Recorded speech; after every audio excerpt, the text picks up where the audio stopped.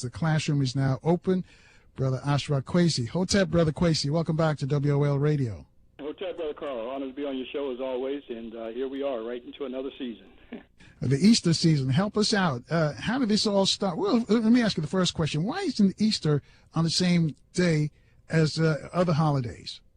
Well, that's a great question, Carl. You know, we know the last time, we annually do the Easter and the birth of the Black Christ and the whole spiritual representation that our ancestors created thousands of years ago, literally based off of the sun.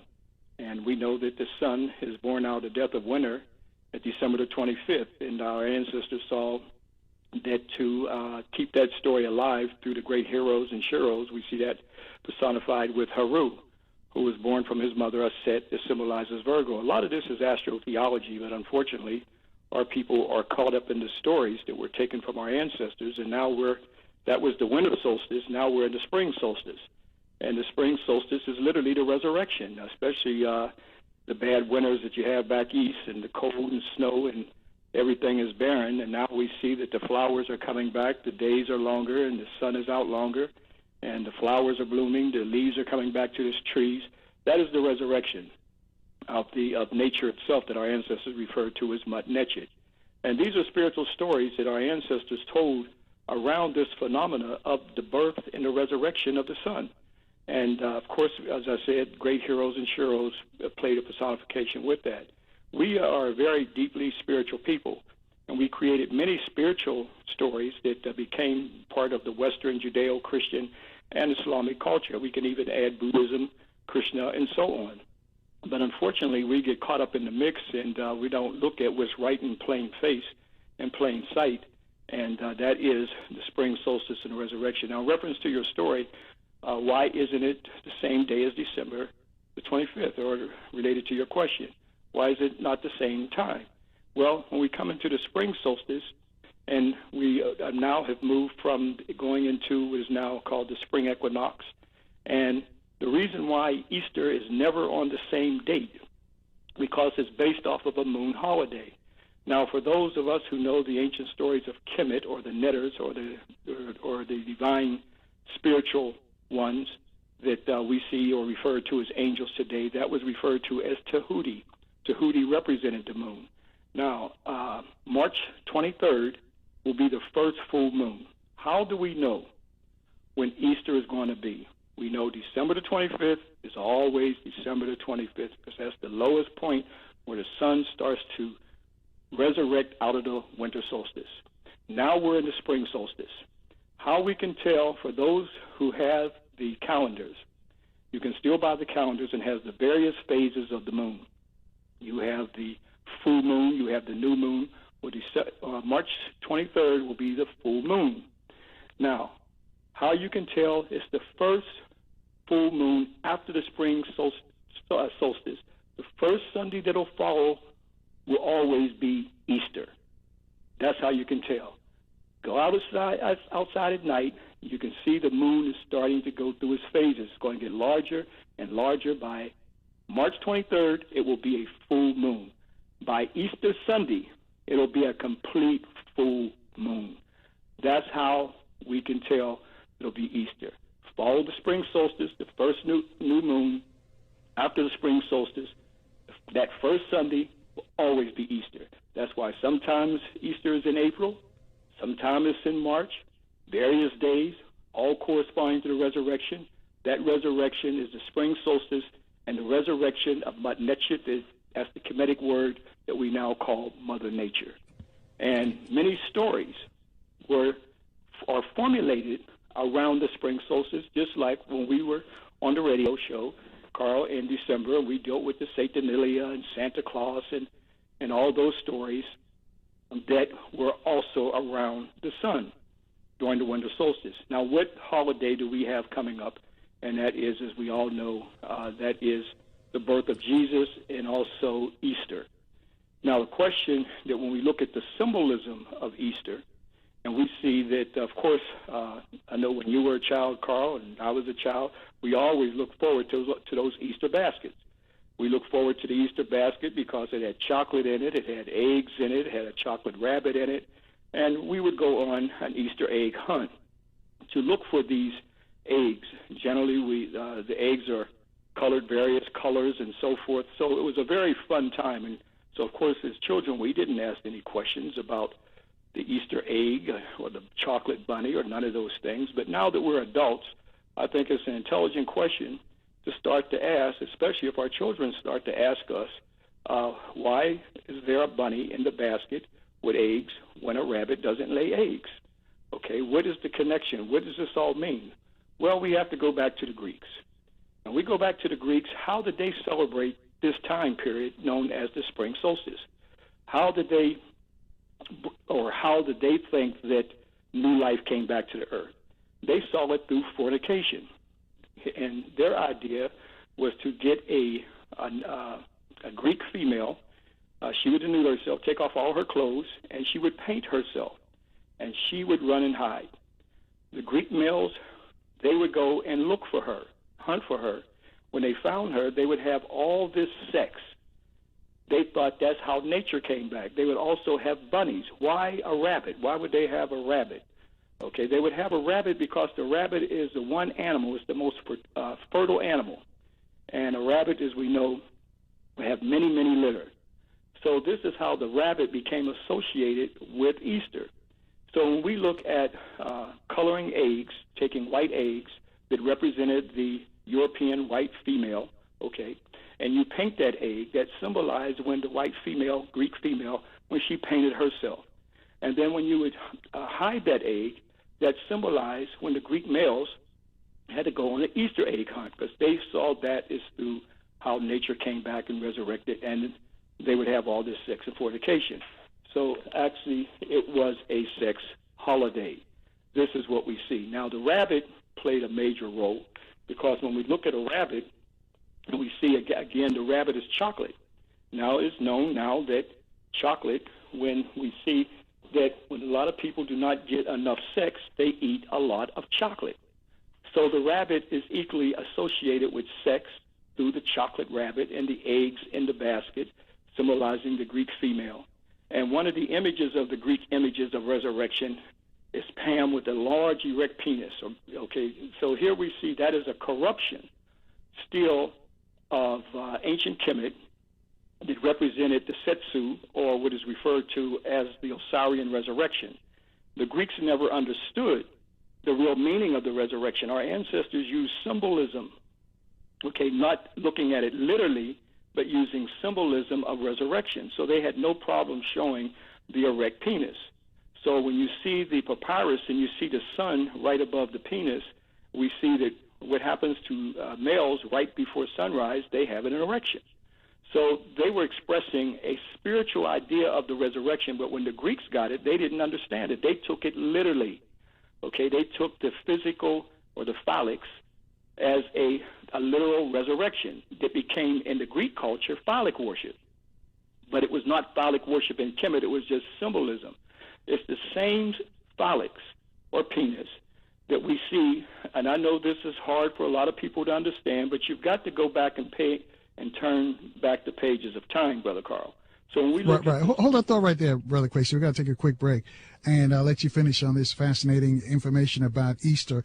And as you mentioned, it may be tough for some people to swallow, this being Holy Week, Friday being Good Friday, and Resurrection Sunday or Easter Sunday being this Sunday. If you got any questions about Easter, how it all started, it's a man you need to put it to. He's Professor Baba Kwesi. And we'll take your calls for him next after the traffic and weather update on 1450 WOL, where information is power.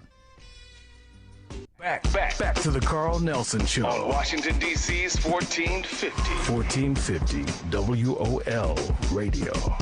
And thanks for staying with us, folks. And you can be polite. The classroom is now open. The master teacher is in session. 800-450-7876. That's how you raise your hand. Speak to Baba Kwesi. He tells us about Easter, how it all started, all these symbols, because they're not what they seem. So if some of you may rock your world, because, if you're like me, and as Brother Kwesi himself mentioned, we all grew up going into church, especially on Friday, Good Friday, sometimes for 3 hours, man. But now this is where it really all comes from. Brother Kwesi, I'm going to let you continue your story for us. Right, yeah, so we were talking about the rabbit and the eggs, and we were referring to why the rabbit is in the egg. Just a quick overview.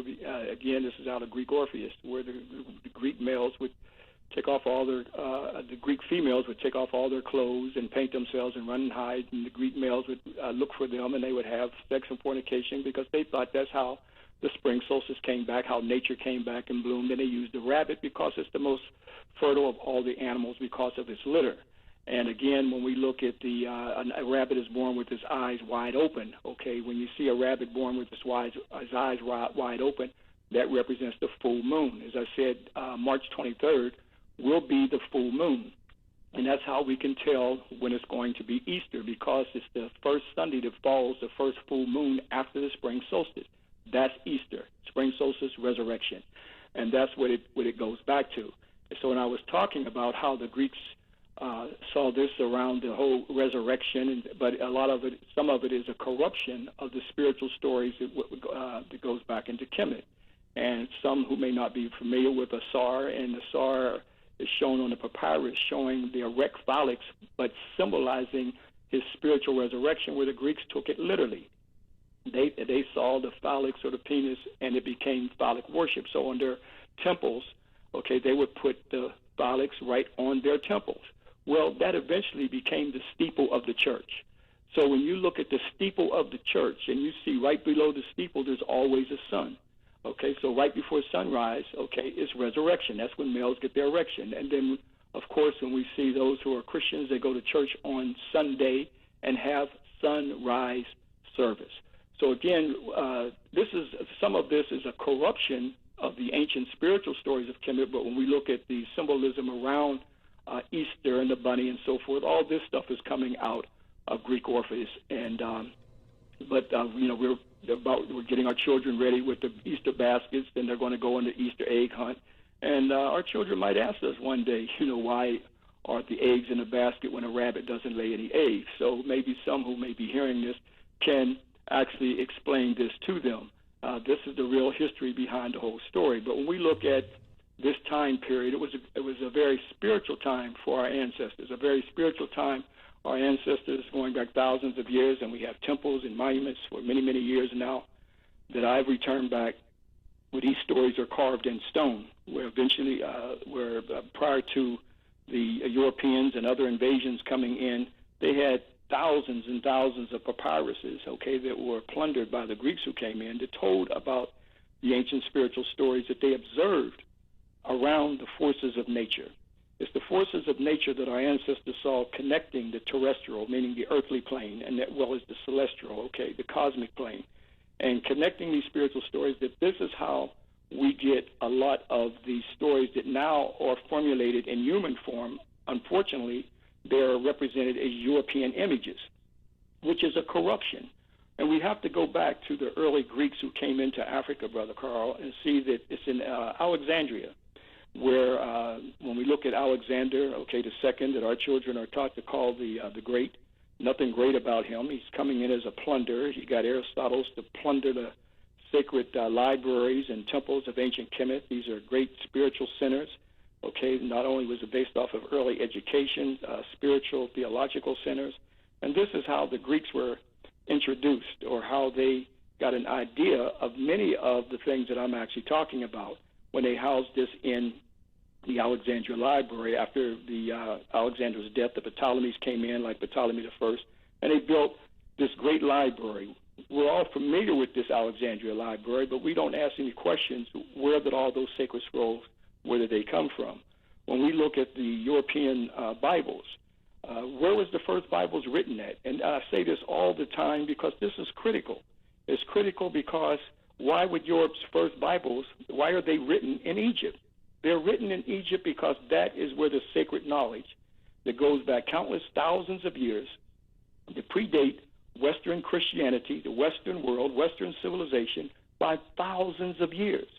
And they were there long enough with the Ptolemies, 300 years with them. And then when we see when the Romans came in, usurped the Ptolemies, and they came in for a period of time, about 400 years, and then we see the Byzantine Romans came in. So we're talking about almost 1,000 years of these Europeans who were able to study ancient spiritual stories that now become what is known as Western version of Christianity.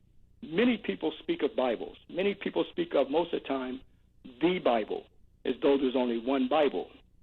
But when we go back to Kemet, we go back to the land that is now called Egypt today, that our ancestors called it Kemet, that means black, we can see where these Bibles were written from the ancient spiritual and world's first sacred text. We are an ancient people. I think that we as a people suffer, Carl, because we refuse to unlock an ancient ancestral genetic memory bank that goes back thousands of years, that we continue to let ourselves stay within the circumference and worship within that circumference of European divinity, or European, as they consider it, divine representation, when in fact the Europeans came and copied this black divinity directly from African people. And so through the presentations that I do around the country, not only during the time of Christmas, but also during the spring solstice, as well as Black History Month and other lectures, as you had a speaker on before me, again, this is why we are honored to always come on to keep our story alive, not just in Black History Month, but 365 days out of the year. So we can have time to, and have the airways like you have, to tell our story.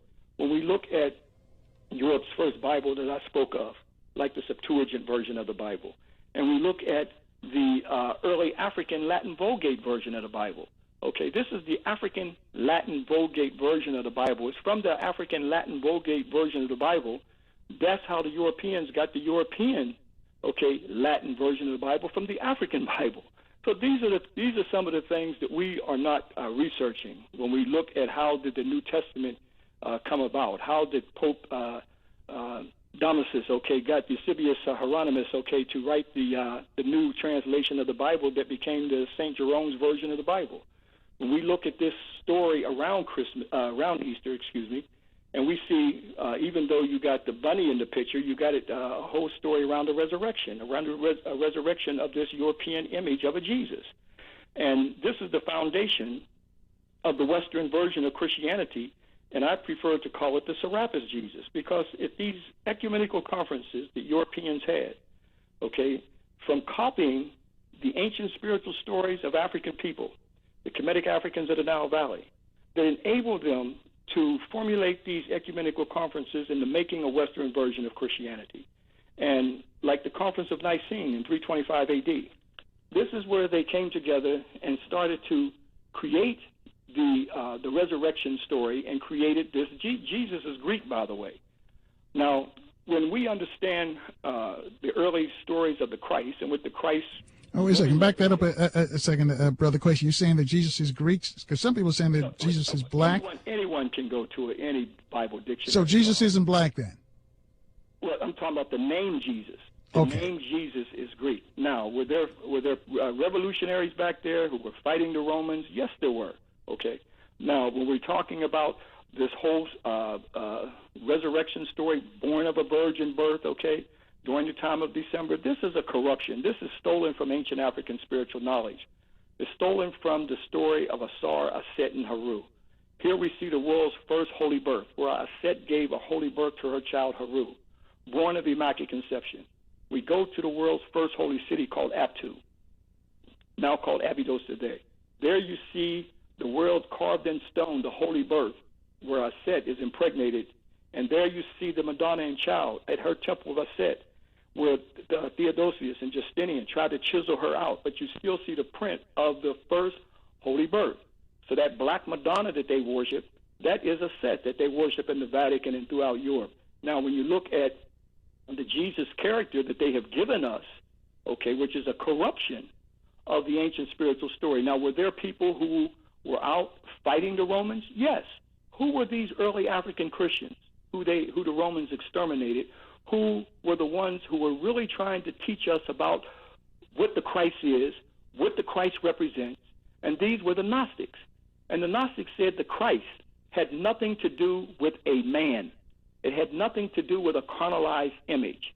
The Christ represents a spiritual development in all of us. That means that we can all develop and rise up our Ka, that's the real name of it, and the Medunetur, the Ka, meaning the spirit, who the Gnostics called the Charis, who the Romans called the Christ, to rise up our spirit, to fight against tyranny and oppression.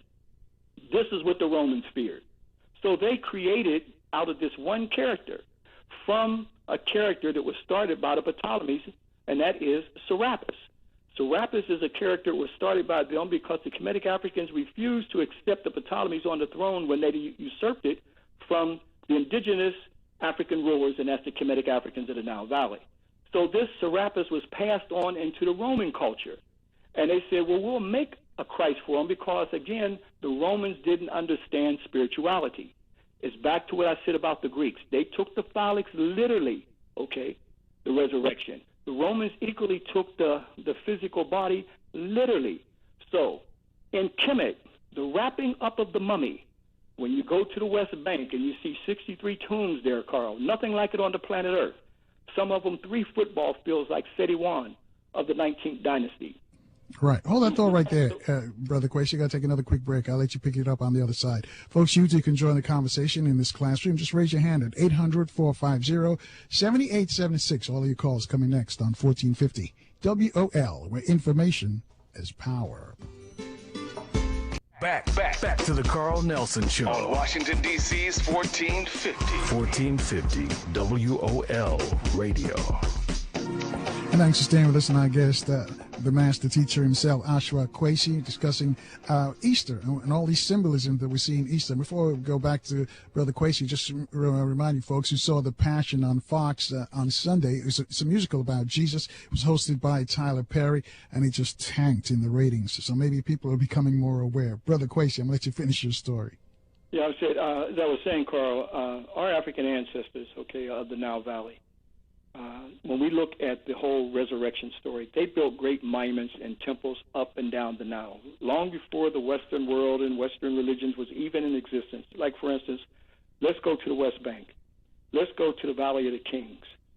And let's go here because this is where the Europeans got many ideas of the resurrection from. Here are 63 tombs there where our ancestors mummified the body for the spiritual resurrection. And that's during the 18th dynasty. And mind you that even goes back to an earlier period, to the Old Kingdom, where our ancestors, as I talked about on many occasions, in an area called Saqqara. I know we know about Rome, we know about the Parthenon and the Vatican and all these places, but let's go to places like Saqqara and to Teti's tomb, and you see the Medu Neter of the resurrection and salvation in the earliest language called the Medu Neter, long before Aramaic, long before Hebrew, Arabic, and all these other languages. And here we see the whole spiritual story of the earliest idea of resurrection and salvation. And during the 18th dynasty, they're no longer building pyramids. They're actually building down into the earth 3 football fields, like Seti I. I mean, nothing like it on the planet Earth. Now, why did they mummify the body? They mummified the body because our ancestors saw that it's like a caterpillar or like a cocoon. I think a cocoon is called a caress, okay? Here, this was called the caressing of the body for a spiritual metamorphosis, for the ka, meaning the spirit, and the ba, meaning the soul, to leave the body. But it's the kat, or the physical body, that stayed on earth. But once that ka, meaning the spirit, and the ba, meaning the soul, united together, then it becomes a sahu. What is a sahu? A spiritual body. This is what the Romans didn't understand, and the Western version of Christianity still don't understand. They saw it as a spiritual resurrection that would take place.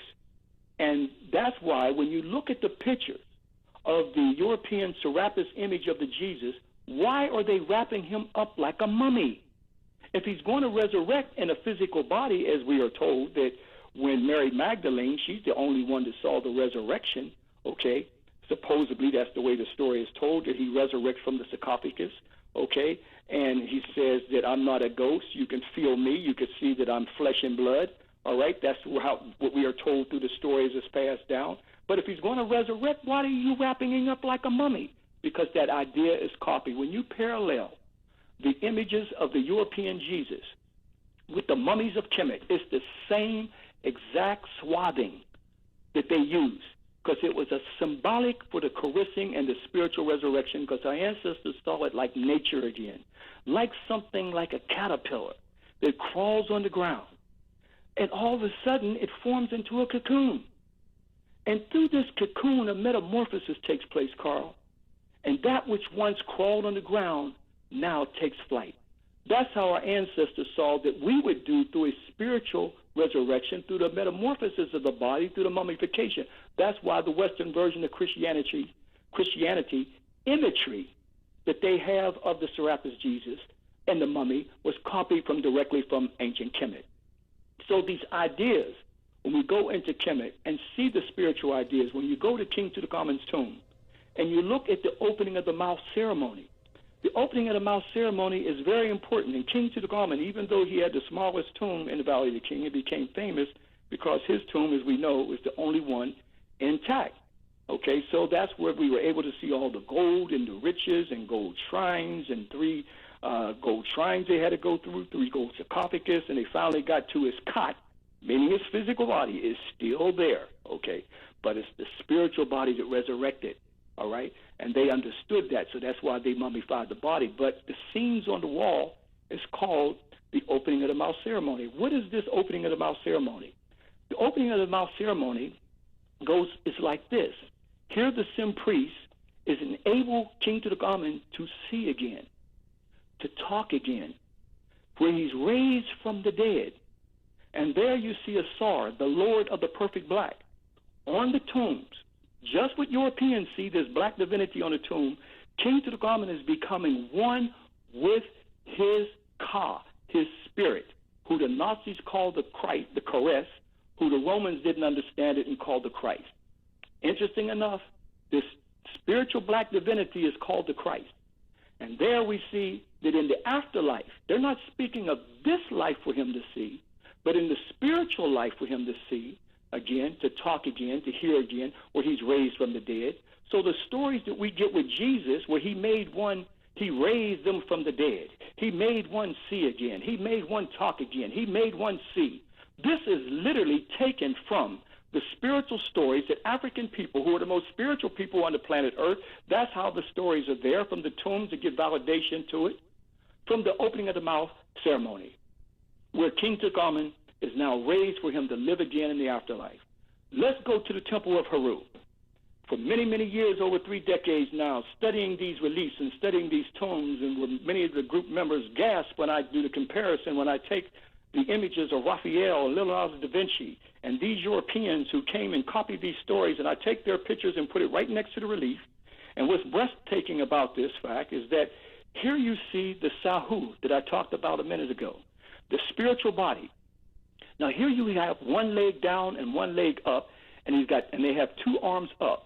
So he's called the Dancing Ka. That means he is as we would interpret today, the dancing Christ. Why is he dancing? Because he's in the afterlife. He's in the spiritual realm now. He no longer has the swathing on. He no longer has the mummy on, because his physical body, called the cot, stayed on earth. But it's his spiritual body, through the opening of the mouth ceremony, for one to see again, talk again, raised from the dead, that he's now a living Ka, okay, in the afterlife. So this is why he's got one leg down and 2 arms up, okay, because he's free. Oh, wait a minute. Here we see the same representation by Leonardo da Vinci and Raphael. Here we see the dancing Christ, the same exact picture that we see of this European Serapis Jesus, known as the dancing Christ, and the most famous picture of him, of Raphael, where he's got one leg down and his arms up. And I put that picture right next to the relief, and even Europeans who happen to be passing by, oh, look at that. Look what he's showing, because they don't even notice it, okay, because they're not studying the reliefs. They're going there, and they're taught that it's pagan, it's heathen, and all these negative things. So there's a blockage to even see. That's why the church put that negative pagan and heathen in there, so the people could not see that this is where the original story came from, and they can see where they were able to copy many of these ideas from. So they did not want the people to see that. So Kemet, as well as other spiritual systems of Africa, got all these negative terms and all these negative connotations that justified their white supremacy Christianity and the enslaving of African people, because we didn't have anything worthwhile. But it's only until we go back here, Brother Carl, and see where these ideas were taken from, and that's why the Gnostics were a threat to the Romans. They were a threat because the Gnostics knew that the Romans were stealing all of this and corrupting it and turning it into many of the European stories that we know in the Western world today. Even the idea that when we look at Jesus cut on the side, where he's cut on the side, oh, Carl, you know when they unwrapped the mummies, and the first thing they saw when they unwrapped many of the mummies in Kemet, that all of them had a scar on the side? The scar is on the side because that's where the organs were taken out from. So here we see the Roman. I mean, this is why Kemet cannot. The secret knowledge and the secret spiritual stories of Kemet has been a fear, okay, in the Western Church.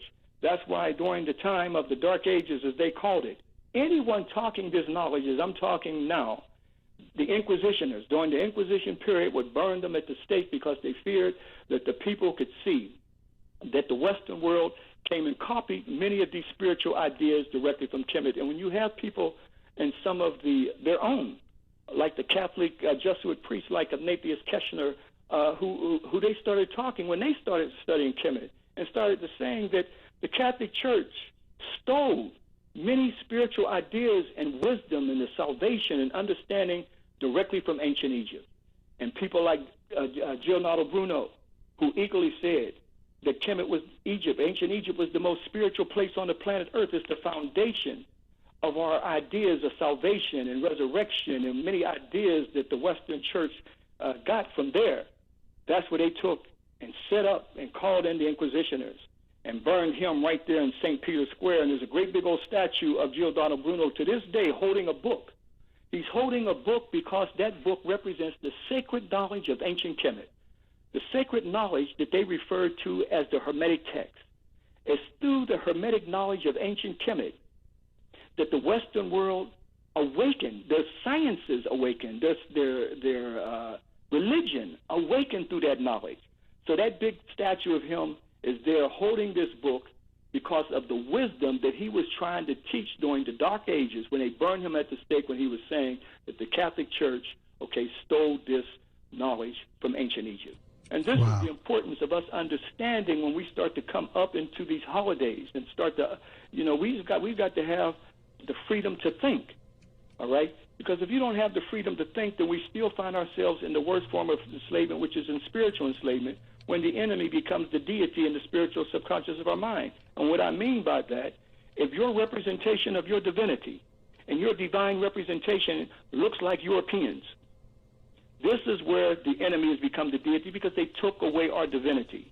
All right, hold that thought right there, Doc, because we're going to take a quick break. We'll look at the traffic. And when you come back, I want you to talk about the 3 days, because they said that Christ was crucified and he rose on the third day. Where did that story come from? Folks, you too can join our conversation. 800-450-7876. This is the master teacher, Ashra Kwesi. He's in the classroom. He'll call us next on 1450 WOL, where information is power. And now back to the Carl Nelson Show. On Washington, D.C.'s 1450. 1450 WOL Radio. And thanks for staying with us, folks. Getting an education here on the Easter season and a lot on religion and where it all started in Kemet. Our guest is the master teacher himself, Brother Ashra Kwesi. Again, let's go back to our guest, Brother Ashra Kwesi. And Brother Kwesi, they tell me that Cynthia McKinney may be giving us a call later on this evening, so we'll keep a lookout for that. But I'll let you finish your answer to my question that I asked you before the break. I'll let you finish up what you were saying, though. The resurrection, the 3 days that Christ was put on the cross, and the significance of the cross as well. Where did that all come from? And then the third day he rose again. Yes, Carl. As I started the program, and I said that from the very start that this is all based off of a solar as well as a lunar event. Lunar meaning the time of the 23rd, that's the full moon, and then that's how you can tell the first Sunday is Easter, because after the first full moon after the spring solstice. And again, when you talked about the third day, again, that represents right before the sun crosses the equator. Now, you spoke of the cross. The cross is an ancient Kemetic symbol that was corrupted by the Romans. The cross, when we see today, meaning that the resurrection of the sun on the third day, or resurrection, if they say, of Jesus on the third day, why do you always see a circle? Have you ever seen a circle in the middle of the cross, Carl? Yeah. Huh? Yeah. I can hardly hear you. I didn't know. Yeah. Oh, you said yeah. Okay, right. yeah. That represents the sun crossing the equator. That's why we see that now.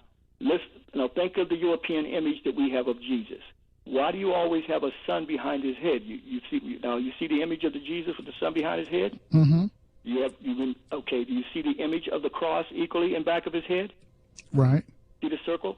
Now, all they did was took the sun out and put a European face of a Jesus in there.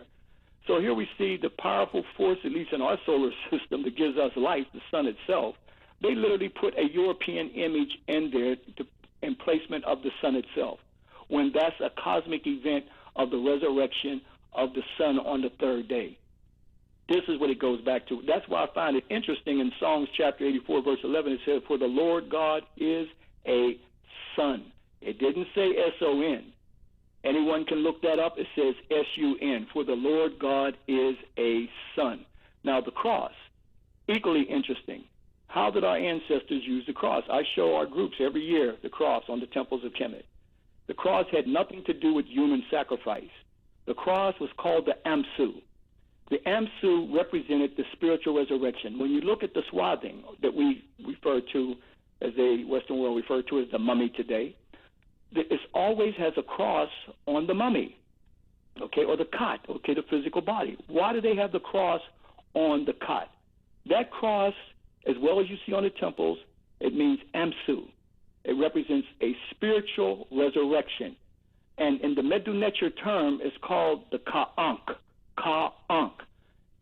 Generally, you see two arms up and a symbol of the Ankh, the symbol for life, in the middle of it. Ka'ank means spiritual life. That's what it represents. And the cross represents that spiritual life. That's the origin of the cross and where the cross came from. The cross didn't become a symbol of Christianity in the Western world until 431 AD. That's when they start putting the crosses and the symbols and so forth, when in fact in ancient Kemet, it represents the spiritual resurrection. As I said before, the Romans didn't understand nothing about the spiritual resurrection. Ideas of pictorial images and representations that we get, as I said, of Raphael, the transfiguration or transformation, all these things are coming from the ancient temples of Kemet. That's why I refer to them as the books in stone. Even though the papyruses are not there, even though thousands of these papyruses are in the cellar of the Vatican and spread throughout the European museums throughout the world, but our ancestors carved on the temples and tombs as though they knew that one day we would forget our story. And this is what we have to go back to understanding the Western version of Christianity. And many people get upset and get up arms. We're literally getting mad, Carl, at our own spiritual knowledge that was corrupted by the Europeans. This knowledge is our knowledge, but corrupted. What part of it, and the worst part of it has been corrupted, is our divinity. Why did they create the negative black images and the negative things about black? Devil's food cake, angel's food cake. They saw the black images of Ausar, the Lord of the perfect black, on the temples. They saw the images and representation on all the temples showing the spiritual realm as black. They saw Amen, that we still say at the end of our prayers, okay, that represents the invisible spirit in all of us, the invisible spirit that permeates throughout all the universe, that the Greeks took up out of Africa and became part of the ending of the prayer of the church, that anyone that can go to the Timothy chapter 6, and it talks about whom no man can see or has seen, to whom be the honor and everlasting power, Amen, in Timothy chapter 6, verse 16. This is a jet black deity, or God, and now physicists are telling us invisible energy that they call dark matter. What did these Kari Hebs, as they were called, priests, knew about the spiritual realm that the Europeans in this Western world are now just starting to tap in on, but still don't understand the spiritual representation? So here we see this black divinity, Amen, that we say at the end of our prayers and have no idea that Amen stayed part of their prayers in the Western world. But because of the vicious attack down through the millenniums on our divinity that created such a hatred towards our spirituality, that we have rejected it because the Europeans made sure that they planted deep in our psychic and our spirit pagan and heathen and all types of negative things, that we are afraid to deal with this knowledge. But all we have to do is start to ask questions the very book that we refer to as the Bible, why was that book written in Egypt? That's a fundamental question, Carl. How did the Hebrew Bible, why was it written in Egypt? And here we got the Passover. That's coming up. Again, that's representing a solar event too. That's the sun passing over the equator. Why is it that they had to sacrifice the ram or the lamb? Isn't the time of the Passover during the time of Aries? Isn't the symbol of Aries a ram, a lamb type animal? That's the sun in the constellation of Aries. That's the sun passing over the equator. There's no documentation of any Jews passing out of Egypt. There is a story of Neb-Petty-Rod-Mos, who opened up the 18th dynasty, known as the Third Golden Age, and expelled some invaders called the Hyksos up out of Kemet. Here the Hyksos invaded Kemet, coming from a place called Matani, present-day Iraq, and held the delta in Egypt, known as Lower Egypt, in the north for 200 years, until Neb-Petty-Rod-Mos expelled them, first starting with his father, Seqenen-Retau, and he lost his life on the battlefield. That's the only story of a large group of people being expelled, and it was Neb-Petty-Rod-Mos expelled them. And even Josephus, who lived around 37 to 100 AD, said they took from Atmos, a real person, not a mystical person, and made a Moses. And then we get this story that he got the laws from the top of Mount Sinai.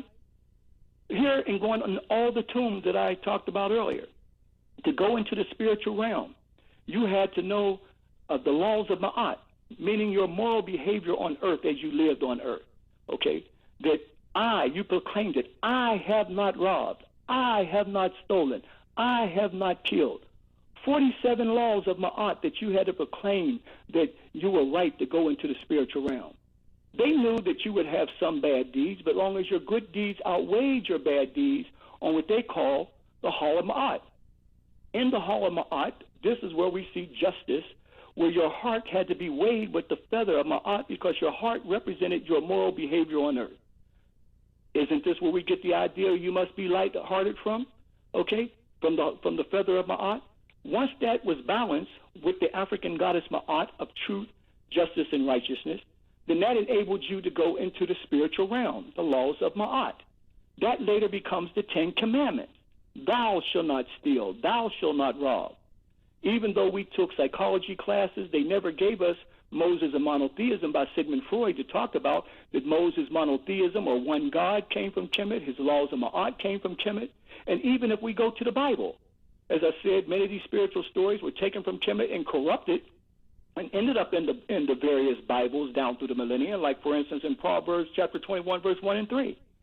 And it says, the king's heart is in the hand of the Lord, and the Lord weighs the heart, do what is right and just. Isn't that Ma'at? Here, the scales of justice in the justice system equally have the symbolism of ancient Kemetic stories and spirituality, where we see blind justice holding the scales of Ma'at, where they replaced her with a white female with a rag around her eyes. And there you have to go into the courtroom. And just like in the Hall of Ma'at, you have to tell the Makaru. What is the Makaru? You must be truth of words in the Hall of Ma'at. Here you have to go into the witness stand, okay, and sit in a chair where you have to make sure that you're telling the truth. That's the law of Ma'at. That is the spiritual laws that was taken from ancient Kemet, the Makaru. We can go from one account after the other, even if you go and see in Psalms 89, verse 14, justice and judgment are the habitation of thy throne. That is the goddess Ma'at. You see her sitting on her throne in her feather. You see the kings, like Ursa Ma'at Ra, September Rama Missile Murray Amen. I know we don't know these people. We know all these other, Matthew, Mark, Luke, and John, and all the others. But here he's sitting on his scale, his throne, that represents Ma'at. And Washington, D.C., George Washington sits on the exact throne of our ancestors, Ursa Ma'at Ra, September Rama Missile Murray Amen, where they copied the same idea equally with Abraham Lincoln sitting on the same throne of Ma'at. Carl, this is the fear. That's why they had to make up all kinds of stories about ancient Egypt. Tell black folks extraterrestrials did this. Tell them that some people from other lands, some Europeans did this. So they created all kinds of stories, even to the point of calling and saying, like Maspero on the second floor of the Cairo Museum, that's got a big plate there.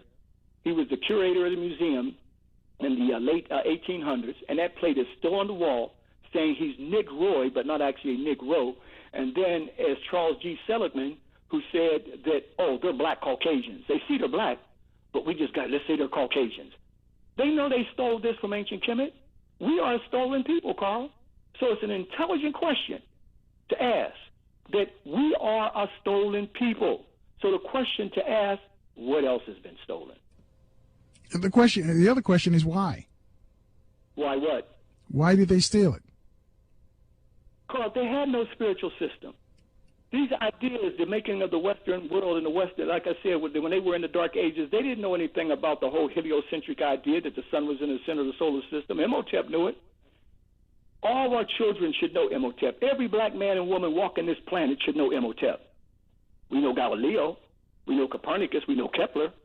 But Imhotep lived thousands of years before them, and he knew about the heliocentric idea by studying the winter solstice and summer solstice, giving us a 25,000-mile circumference of the earth long before the Athenian Eratosthenes, who studied in the Alexandria Library from those ancient scrolls. So this is knowledge that they didn't even know, because their idea was based off of a whole geocentric. It was the earth that was in the center of the solar system. So they were backwards in everything. So the awakening of the Western world, not only their religion, okay, but their sciences and the Western civilization awakened.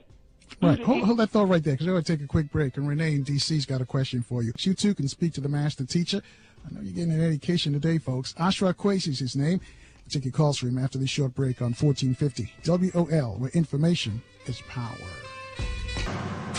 Welcome to the Carl Nelson Show on Washington, D.C.'s 1450 WOL Radio and live around the world on WOLDCnews.com. And thanks for rolling with us, folks. And our guest, the master teacher himself, Brother Ashra Kwesi.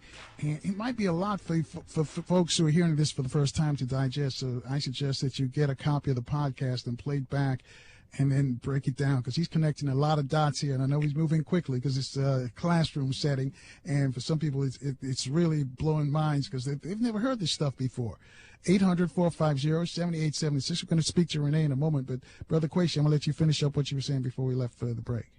Yeah, I was saying so much there. I almost forgot what I said myself. But, some of the other highlights with Easter is the baptism. It was started in 418 by the Roman Catholic Church. And that was at the one of those ecumenical councils. Okay. Now, again, the baptism was taken from ancient Kemet. When you go into the greatest temple on the planet Earth, called Ipata, dedicated to Amun, that I just told you a minute ago, and here after 40 years of the Kari had priests going to school, not 4 years but 40 years, and they were baptized in their initiation. All right, and the baptism represented the amniotic fluid of the goddess Aset, okay, because, again, this is where your first baptism starts, in your mother's womb.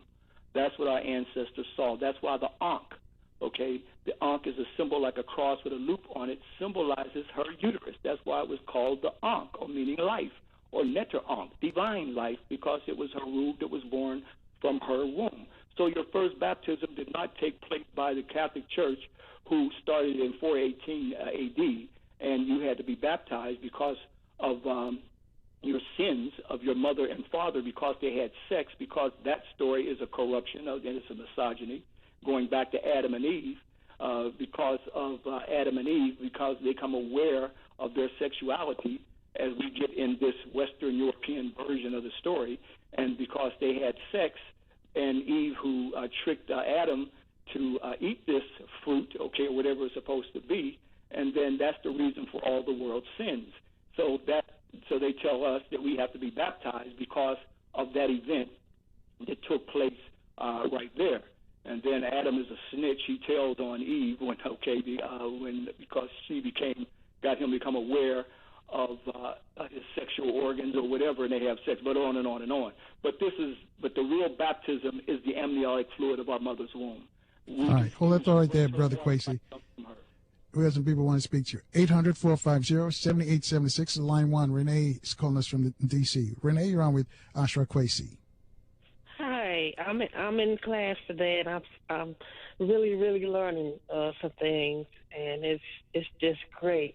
And I would like him to make sure that we get the correct spelling of his name and his contact information.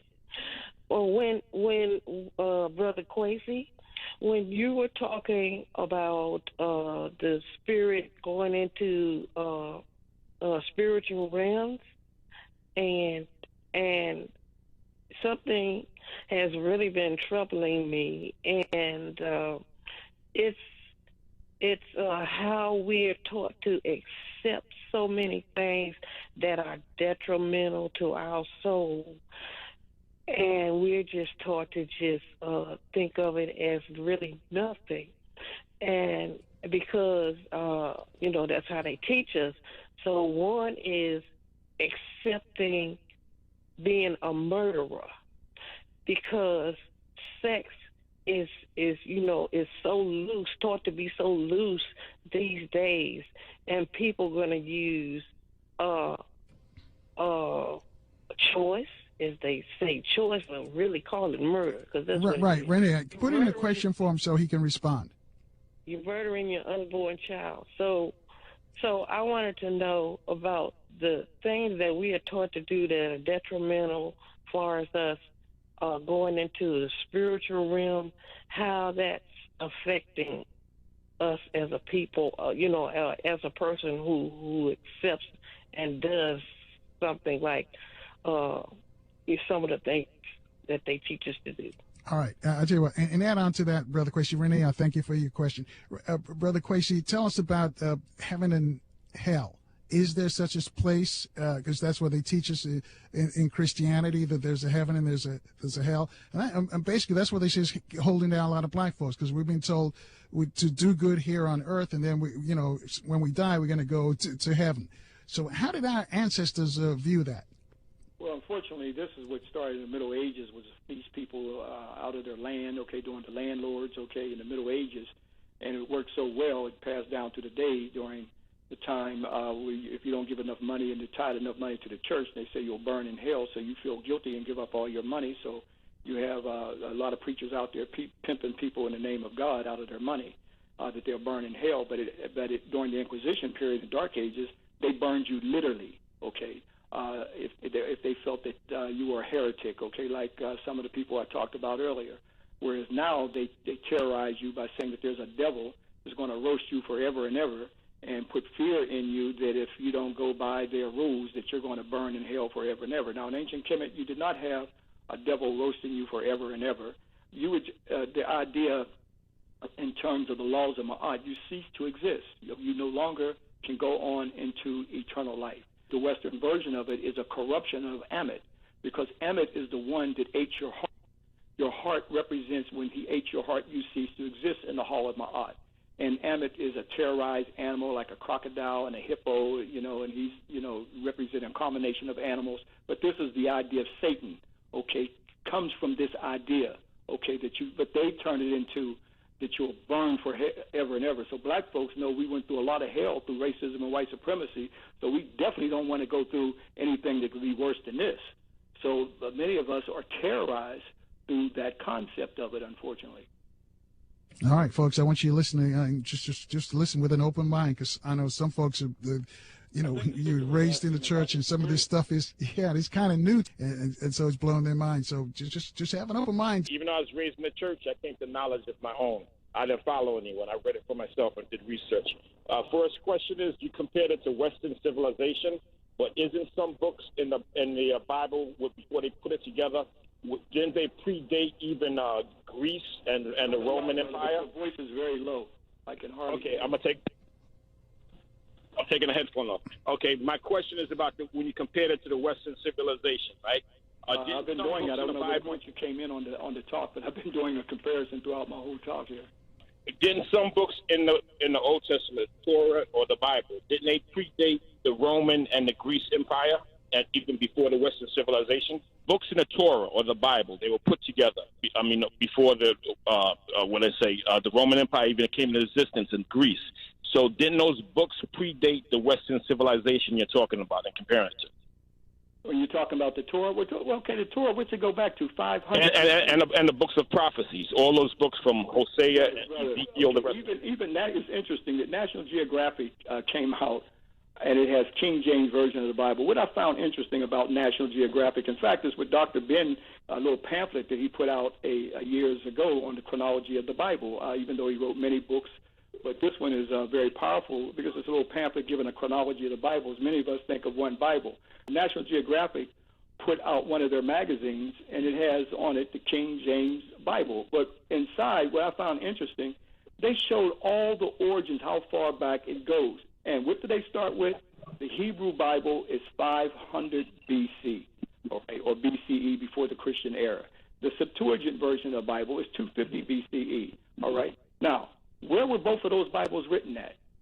They were written in Egypt. The 72 sprites of the Septuagint is plagiarized from the Hebrew, but this is what people don't know, or some who don't ask the question. Where did that Hebrew Bible come from?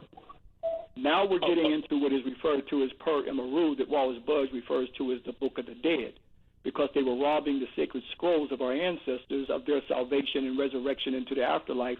Some of the things that I just said, all the good things that they have done on earth, that their good deeds outweigh their bad deeds. This is the Per Emaru. I talked about Saqqara.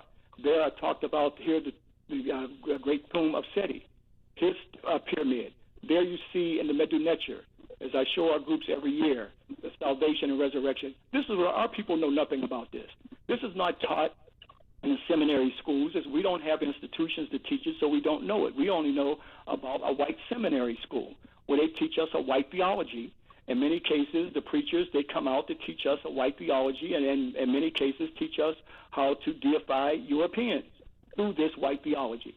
So again, we got to go back. And many things that I'm talking about, even though the monuments and temples and is all there to validate it, is totally oblivious to us. So when you talk about the Hebrew Bible, that Bible starts about 500 BCE. 500 BCE. That is Kemet is very, very old already. Hang on a second, David. I know you have a second part of the question, and we got to take a last look at traffic and weather for our folks in the DMV. Stay with us as well, Brother Kwesi. 800-450-7876. You too can join the conversation. Our guest is the master teacher himself, Brother Ashra Kwesi. Again, the number to call to reach him is 800-450-7876. All your calls coming next after the traffic and weather together right here on 1450 WOL, where information is power. Back to the Carl Nelson Show on Washington, D.C.'s 1450 WOL Radio. Thanks for staying with us, folks. Our guest is the master teacher himself, Brother Ashra Kwesi, telling us about what's going on with this Easter celebration that's coming up. And I know for some folks it's probably mind-blowing because they've never heard some of this stuff before. But just think with an open mind. That's one thing I admonish you to. And also, Brother Kwesi, if you can shorten up on the answers because there's a bunch of folks got questions for you. David, your second question for Brother Kwesi. Two quick questions. One about the Book of Enoch, which they studied during Christ's time. Isn't that older than 500 years? And the second one is, since Egypt migrated from like the center of Africa, wasn't there more than one religion in Africa besides, what you're talking about that came out of Egypt? So there were spiritual systems throughout the African continent, whether we're looking at the Yoruba system, whether we're looking at the system of the Dogon. These are ancient spiritual systems that are, when we look at the teachings of the Yoruba, and we look at the Orishas, and we look at the Neterus of ancient Kemet, the same stories are there. The names may be different. We see these migrations that went from east to west. When you even speak of the Yorubas, they came from the great river from the east. That great river is the Nile, the longest river in the world. Those spiritual systems that came I'm dealing with Kemet because Kemet, we have the monuments and the temples to validate some of the things that I'm talking about. But the story goes much further back to Kemet. It goes deep into Kush. It goes deep into the Congo with the Twa. All right, so again, the spiritual system is throughout the African continent, known by many names, but it's the same spiritual ideas that started with African people that reached the zenith on the books in stone. When you look at the Zoop types, and representations that our ancestors have, these Zoop types are not coming from Asia or Arabia, Europe. all these Zoop types, it was not about animal worship either, by the way, but they represented spiritual representation, just like Matthew, Mark, Luke, and John are animals. But again, those Zoop types in Kemet all are coming from Inner Africa. It took countless thousands of years to develop before there was Judaism, Christianity, Islam, and that's what we can't understand because that's all we know. That's all we know. Enoch is no other than Imhotep. When we look at Taha, even in the Quran, Taha is Tahuti and Surah. When we look at the Hadith with Prophet Muhammad, where we're told that Gabriel, the angel of the Lord, came to him, and that's how the Quran was written. Well, Gabriel is Tahuti. That is the spiritual netter of ancient Kemet, that now the equally that we see in Christianity. Gabriel, the angel of the Lord, that comes to Mary and says she's going to have a holy birth. Yes, the same story that Tahuti comes to a set and says that she's going to have a holy child, and that holy child is Haru. I show our groups on the release of monuments every year. Even Obama said, slavery was just 150 years ago. We only know what the slave master has taught us. The emancipation now starts from us stopping have the fear, but to go beyond this Western world. Start from the beginning. If you go to a riverbank, that's not the beginning of that river.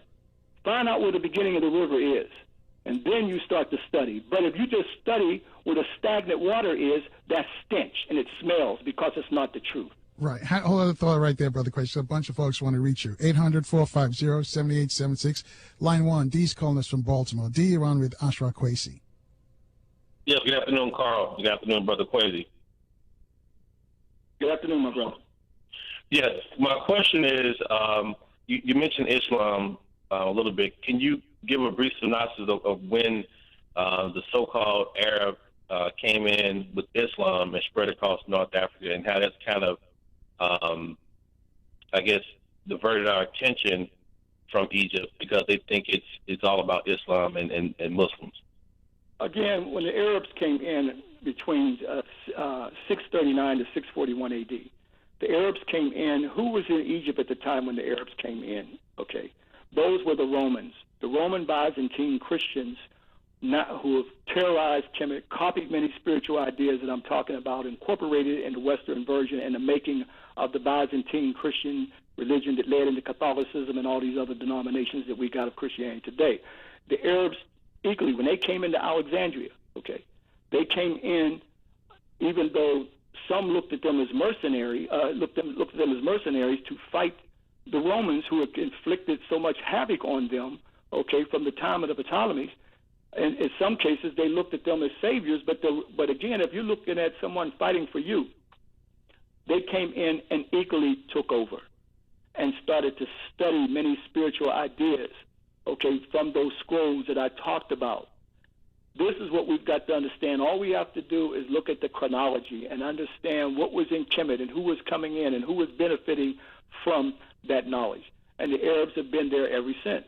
And many other invasions, okay, down, okay, from the Ottoman Turks, okay, to the French, okay, to the British, to the America. Everybody has plundered into ancient Kemet and has benefited from ancient Kemet.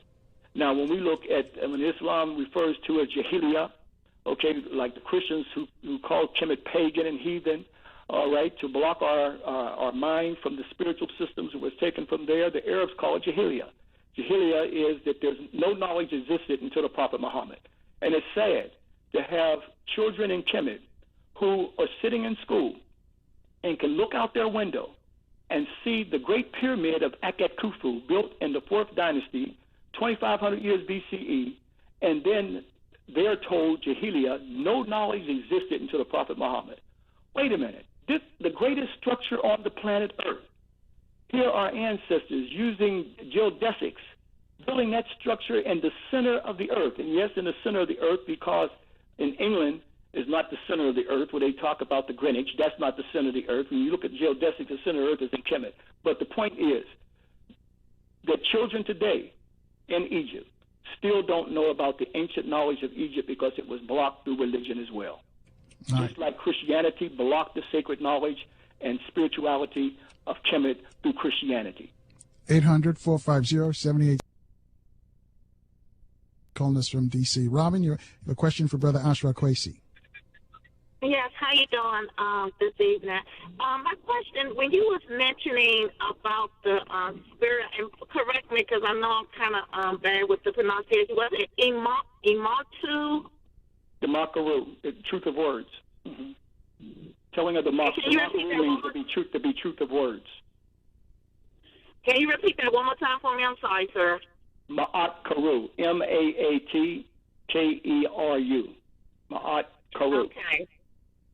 And the reason I call is because it was a movie that came out about this guy meeting this lady, and they doing this treasury thing as far as archaeologists, science archaeologists over in Egypt and so forth. And one of the characters was that name, but they showed that if that was a bad spirit and it was coming back to do bad things to every person on earth. And it was just interesting for me to hear you had mentioned that. So that's not my question, but that was just. Well, I think it has a connection to a lot of things that we see out there in the movies with the gods of Egypt that's out there, which out there now, which is a story that's corrupted from Kemet, where now they have two white guys, one playing Set, one playing Haru, and then Tahuti that I talked about earlier, even though they got him desecrated in some crazy image, but Tahuti, where in the Battle of Kemet, the story is told where Set knocked out his right eye, and then it was Tahuti that gave the eye back, the all-seeing eye. That's the pineal gland, the spiritual consciousness, and the spiritual awakening. That eye that's on the dollar bill, by the way, okay, that capstone, the all-seeing eye. That means a spiritual awakening. That's why you see that eye radiated on the dollar bill, the spiritual awakening. This is what they don't want us to have. But again, they tell the stories in these movies, all right, just like in The Mummy recently, a few years back. That's the movie. He was called Imhotep. He was called Imhotep. So our children hear Imhotep. They don't want to know about this multi-genius, the world's first multi-genius, who built the world's first stone building, who was a physician 2,000 years before Hippocrates, all right, the world's first physician that I show our groups on the monuments, the medical instruments. But yet he's demonized and vilified in the movies as this demonic character, as this mummy. So they know this knowledge, so here they perpetrate these negative images on the psychic of our children. Just like myself when I was a child, I was terrorized by the mummy of Boris Karloff and all that, so I didn't want nothing to do with Egypt. So again, they have the high technology today. Back then, they had the fear that you would be burned at the stake as heresy laws. So they do it through the movies today and still perpetuating all this madness, and that's why you see all these movies about the Bible and on and on and on. All right. Thanks, Robbie. Thanks for your call. 800-450-7876. Keep moving. Let's go to line 3. Mike's with us, also calling from the district. Mike, your question for Brother Ashra Kwesi. Is Mike there? Mike is good. Let's go to line 5 then. Chuck, calling from Washington. Chuck, your question for Brother Ashra Kwesi. Good evening. I have a simple question. Do we have any places of worship that actually worship with this belief system? I mean, do we have any places of worship here in the States that are places of worship for this ancient African belief system? Well, I travel around the country and lecture around the country at various places, and one place that stands out, I have to mention the Caress Spiritual Center in Los Angeles, which I have lectured there going back to the early 90s. And you notice I said caress. Okay, that's what I talked about. That represents, as the Nazis call it, a spiritual resurrection that was corrupted by the Romans and took it literally. Now, that's one place I do know where they study the ancient Kemetic knowledge and the spiritual system. All right, there's not a lot of places around the country. Again, one of the things areas that we suffer at is institutional building. All right, so I think the fact that we have the airways like Carl Nelson's show that I'm on here to bringing that awareness, okay? And I don't expect brothers and sisters to wake up today, but the fact that we're planting the seeds for today as we come out of this ma'afa, the ma'afa of slavery, we start to go through the final emancipation of our freedom. And that final emancipation starts with our mind, because that's what they enslaved. All right, they destroyed our history. They took away our names, as the brother was saying earlier. We weren't allowed to play the drum. They took away the drum, the communication, our names that we got, everything about us. This is what made us slaves. In fact, a boy, they called us boys because we didn't know nothing beyond the master. All right. Right. Hold that thought right there, Brother Kwesi. You got to take another quick break. 800-450-7876. Chuck, I thank you for your call. More calls next on 1450 WOL, where information is power. Back to the Carl Nelson Show on Washington, D.C.'s 1450 WOL Radio. Thanks for staying with us, and the master teacher himself, Ashra Kwesi. And we've got a lot of folks who listen and never heard some of this stuff before. But again, I just appeal to you, just listen with an open mind. And anything that Brother Kwesi says, you can go and fact check it as well. And if you're interested, he takes tours to Egypt. I'll let him tell you about those, because everything that he says, and if he's ever in your town and he's having an event in your town, because he brings evidence, he brings tapes and he brings all kind of artifacts to show what he's talking about. 800-450-7876. Mike is back with us in DC on line 3. Mike, your question for Brother Kwesi. Yeah, how you doing, brother? Doing fine, Brother Mike. How are you? All right. I just have one question about like the origination of man. Where do you think man came from? Do you believe in evolution, or where did all this come from? If it didn't come from like Adam and Eve, that's what I was always told. What's your opinion on that? Well, we had another university, and unfortunately, we can't cover everything in one story. But again, like I said before, we're still locked within the Hebrew version of the Adam and Eve story, which is nothing but a misogyny story. This is a corruption of the ancient African spiritual story of Ausar and Aset. Now, see, this is where the problem comes in, because we were not taught about Ausar and Aset. Here, this is the world's first creation story, known as the Zeptepi. Ausar and Aset story existed thousands of years before the Adam and Eve story. The difference is they were created simultaneously. There was no story that a rib was taken from the man, to make Eve. The story did not exist, and the Kemetic story was based off of Ma'at.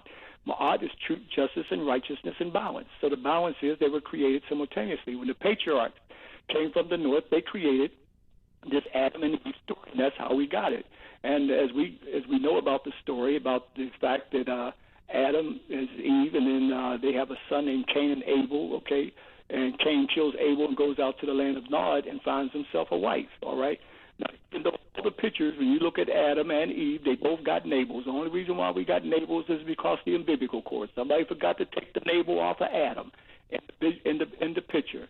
So, again, this is nothing but a hatred towards the woman. When we look at that Adam and Eve story, and the Kemetic story was not based off of that. So here the Eve is referred to as the mother of the original sin, which is sexual intercourse, this is some sick stuff. It's still part of the European culture, even with the Greeks with the Pandora box, because he or she, all the evils of the world is in this Pandora's box. And so the Eve story is the same thing when she gets Adam to awaken to his sexuality. And supposedly they have sex, and because Eve is the one that brings the fruit to him, this is the reason for the world's sins. That's a sick misogynist who wrote that. Now, unfortunately, that's all we know is Adam and Eve. They recently found in Ethiopia Adultu. Here, Adultu is a Homo sapien sapien. Even was on CNN, of a skull of a family and a child and a man. Name Adultu. 160,000 years. The Adam and Eve story, the biblical account, is 6,000 years. That means Adultu is 154,000 years older than the Adam and Eve. And that's not to even mention Decanesh, 3.1 million years. And coming from where? Africa, from the Hadar Valley of Ethiopia. So when we look at the anthropology, we see the early beginning. When we look at the spiritual stories, we find that early beginning in Africa. But unfortunately, the only story that we know, when that European gave us that Bible when we got off those slave ships. Keep listening, folks. And Brother Kwesi, like I said, a lot of folks are hearing a lot of this stuff for the first time, so it's going to take a while to digest. But basically what Brother Kwesi is saying, there was a whole world that was going on before the folks who wrote the Bible came into existence. And those people who were around were our ancestors. 800-450-7876. Clarence is joining us also from the district. He's on line 4. Clarence, your question for Brother Kwesi. Good evening, Brother Kwesi. Good evening, brother. Yes, I want to, I applaud you, man, for your knowledge and your research. I got to say that I looked at a DVD called Hidden Colors, where there was some profound scholars, master teachers on Hidden Colors, who actually elevated my knowledge to another level, which allowed me to grab my sons and teach them the correct history of our people, because they're not getting it today in society. I know the sister called earlier, talked about a movie. A lot of the Europeans know the truth about our existence, but they have a way of using propaganda to water down the truth to keep us in the darkness and continue to keep us institutionalized, enslaved institutionally. You know, so I do appreciate what you're doing in terms of enlightening us. I receive you, man, open-heartedly. It don't take me a long time to receive that information, because I know that there was an existence before the Europeans put together what we know as the Bible. Thanks again, my brother. Okay. All right, thanks, Clarence. Let me ask you this question, Brother Kwesi, then. I thought Clarence was going to go there. So how was the first man created? Do we know? Brother Carl, there's some things that we can never know, but let's look at anthropology. Where do we find the oldest human fossils? Does it start with the Java man of 500,000 years? When Europeans did research there, they didn't even consider Africa. They were so racist, they didn't consider Africa to be the home of humanity, and they said, oh, it was the China man, the Java man. And then, you know, they started looking at other places. They even looked at Europe as being the home of humanity, but only to the leakies who let it all leak out. When they started to do research in the Adobe Gorge right there in Kenya, we're not dealing with thousands of years now, millions of years now. Johansen, the paleontologist, when they started to do research in the Adar Valley, Dickenesh, 3.1 million years. Then they started to deal with their science of mitochondrial DNA. The mitochondrial DNA validated the African spirituality around the goddess, because here they traced all humanity back to one African female through mitochondrial DNA. It's our ancestors who drew from the whole spiritual goddess, which is the foundation. So that shows that they were right. Everything is coming from the mother, whereas the patriarchs did not see that matrilineal system. That's why their system was based off of misogyny. So let's deal with the sciences that we got in anthropology. You don't have any fossil finds nowhere on the planet Earth older than what you find on the African continent. None. So that's why Europeans have come up and now trying to come up with this polygenetic origin. And this polygenetic origin, what they're trying to say is that humanity sprang up simultaneously all over the planet Earth, although giving no scientific anthropological evidence to validate it. There's only one monogenetic origin, or meaning one origin, and that's from the fallopian tube. What fallopian tube? We're talking about the fallopian tube of the Happy Valley called the Nile today. We're talking about the Great Lakes regions around Tanzania or Kenya, okay, the Congo, highlands of Ethiopia. Here you find the earliest fossils of humanity, and I started to deal with the Homo sapien adultu, who would be like us today, 160,000 years. Even though when we look at the early terms that they give anthropology, like the Australopithecus afarensis, okay, she would fall into the time period of 3.1 million years of these early hominids. But when we get into the Homo sapien sapien to validate that these early Grimaldi's, like Adultu, who migrated up out of Africa and migrated into Europe and migrated into Asia, I know it's hard for us to believe that one time the whole planet was an African planet. Right. Hold that thought right there, Brother Kwesi. We're going to take our last call. And Carl up in the Bronx, you're up next. 800-450-7876. You too can get online and speak to Brother Kwesi. Take your calls next as the big show rolls on from 1450 WOL, where information is power. 1450 WOL Radio. And thanks for staying with us, folks. Brother Kwesi, you want to finish up what you're saying, or do you want another call? If someone wants to go read on the books, I would get Africa, the Mother of Western Civilization by Dr. Yosef Ben Yakinen, that we affectionately know as Dr. Ben.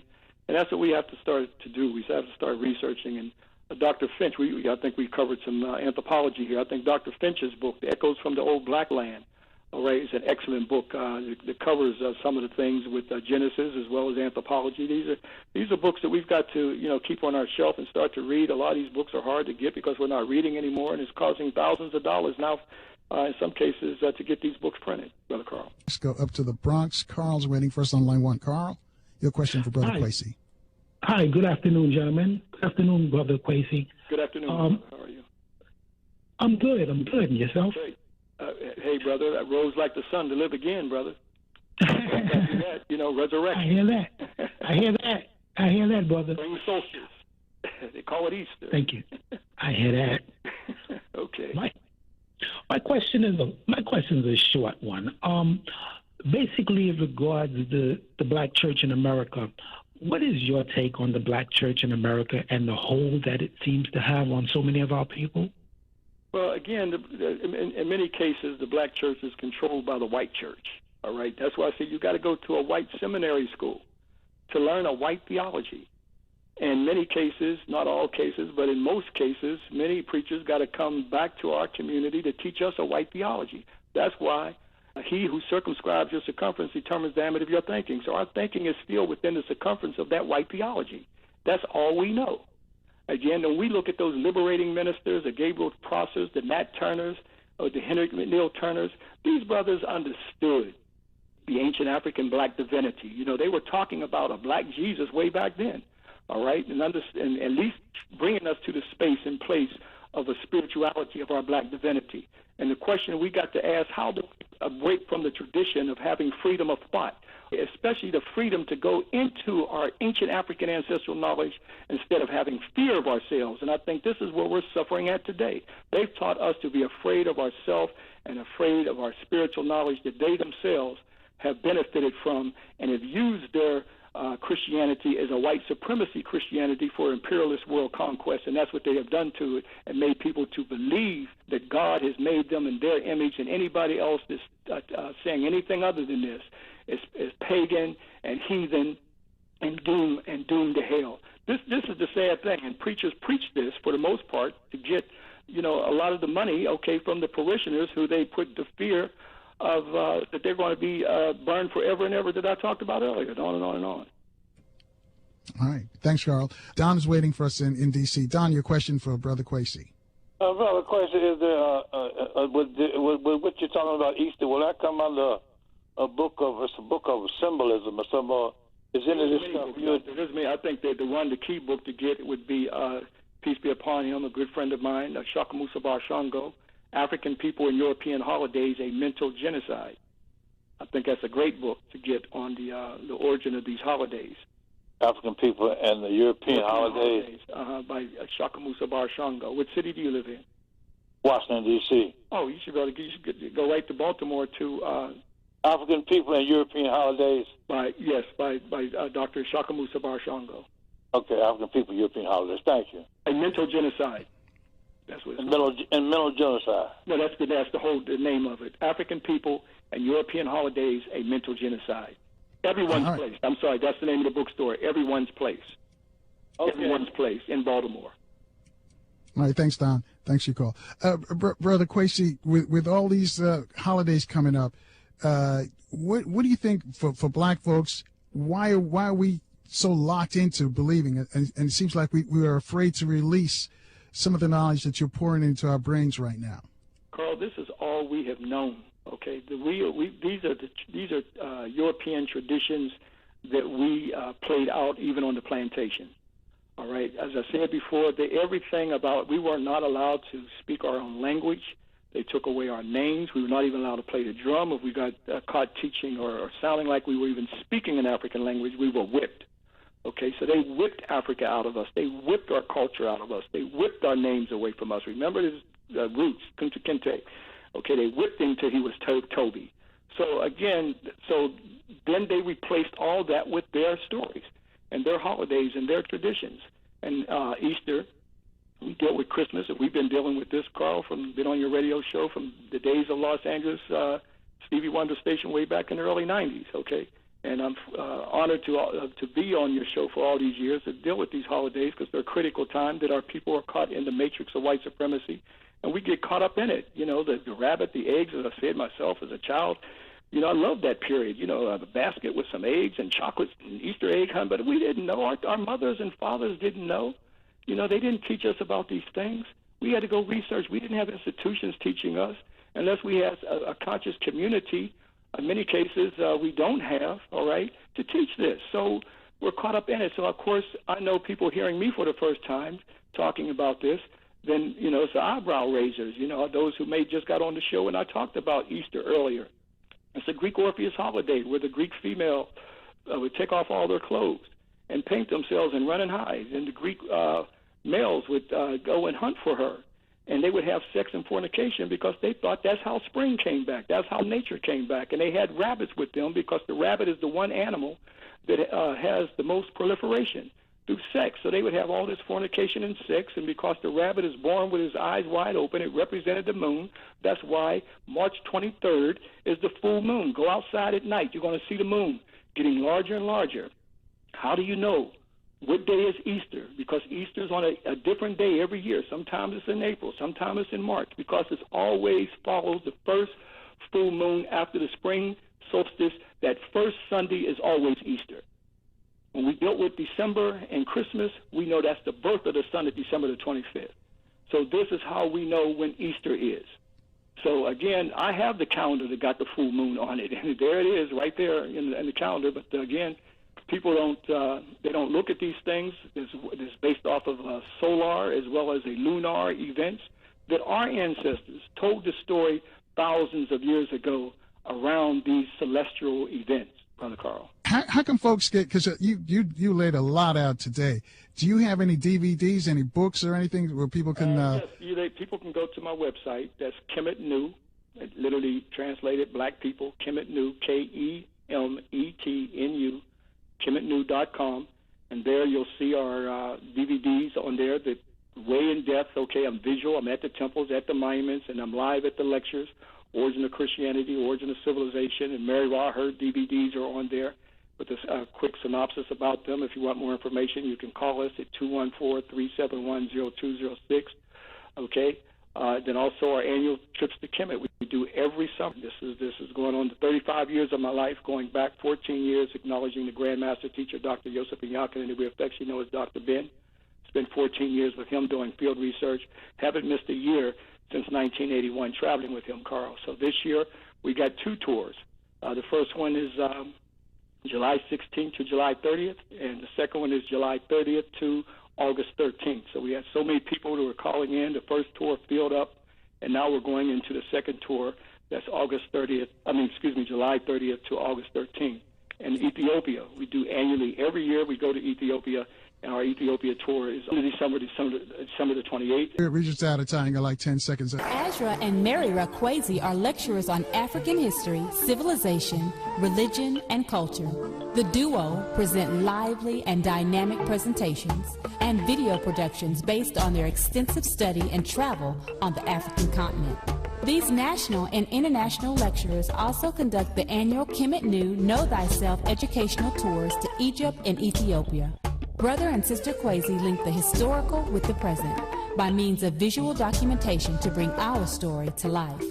For lectures, videos, audio media, or Egypt and Ethiopia tour brochures, contact Ashra or Mary Kwesi at Kemet New Productions 214-371-0206. That's 214-371-0206. Or visit www.kemetnew.com. That's KEMETNU.com.